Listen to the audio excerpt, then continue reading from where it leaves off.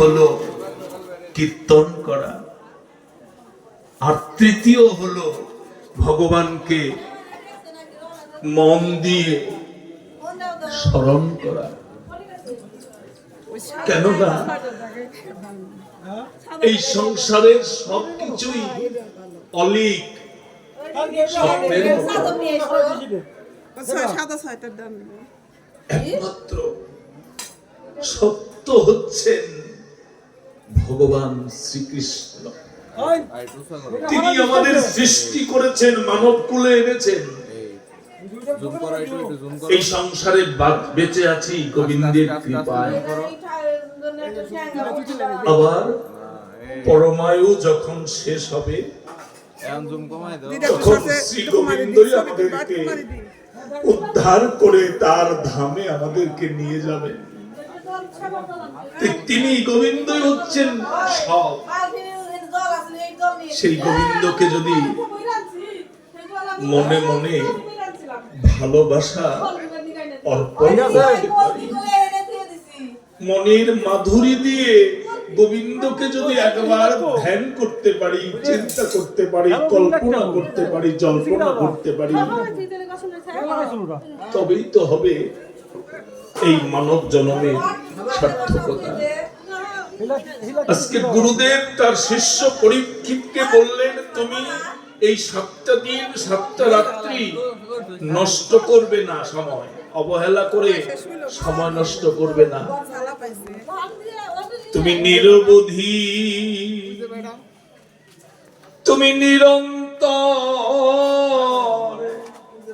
একাগ্র মনে ভক্তি যুক্ত চিত্তে এই গোবিন্দের পবিত্র লীলা কথা যদি তুমি শ্রবণ করতে পারো, তাহলে তুমি নিশ্চিত থাকো মৃত্যুকালে কান্ডারী শ্রী হরি তোমাকে ভব সমুদ্র চরণ তরিতে করে পার করে দেবে। পরীক্ষিত, তুমি ভাগবত শোনো। মহারাজ পরীক্ষিত গুরু বাক্য শিরোধার্য করে প্রায় প্রবেশন সভায় বসে সুখদেব গোস্বামীর মুখ নিঃসৃত গোবিন্দের পবিত্র লীলা কথা ভাগবত শ্রবণ করতে বসলেন। যেমন আপনারা এই গোলকচাঁদ মন্দিরে সন্ধ্যার পরেই এসেছেন, অধীর অপেক্ষা করছেন ভাগবত শ্রবণ করবেন বলে। আমি যদিও ক্ষুদ্রাদপি ক্ষুদ্র, আমি যদিও ভক্তিহীন, তবু অন্তরে আমার সাহস আছে। আপনাদের মতো ভক্তগণ যদি আমাকে একটু আশীর্বাদ করেন, আমি নিশ্চয়ই পাখির মতো করে হলেও গোবিন্দ কথা, ভাগবত কথা বলার চেষ্টা নিতে পারি।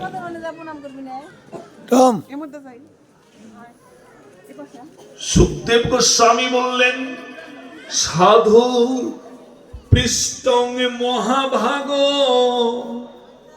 তয়া ভাগবত উত্তম জন্মতনয় শ্রী শস্য শ্রীনান্নপি কথাং মুহু। কত কথা আমরা শুনি কানে, কত শব্দ আমাদের কানের ভেতরে প্রবেশ করে, কিন্তু সুখদেব গোস্বামী বললেন, এই কর্ণ দুটি যে ভগবান আমাদের দেহের মধ্যে দিয়ে দিয়েছেন, তার কারণ হলো এই কর্ণ দুটি দিয়ে যেন গোবিন্দের পবিত্র গুণগাথা শ্রবণ করতে পারি। ভগবান যে আমাদের একখানা বদন দিয়েছেন, এই বদন দিয়ে কত কথা বলি, কত গান গাই, কত শব্দ করি, কিন্তু আমার ভাগবত বললেন, গোবিন্দ যে বদন দিয়েছেন, তার কারণ হলো যেন তুমি বদন ভরে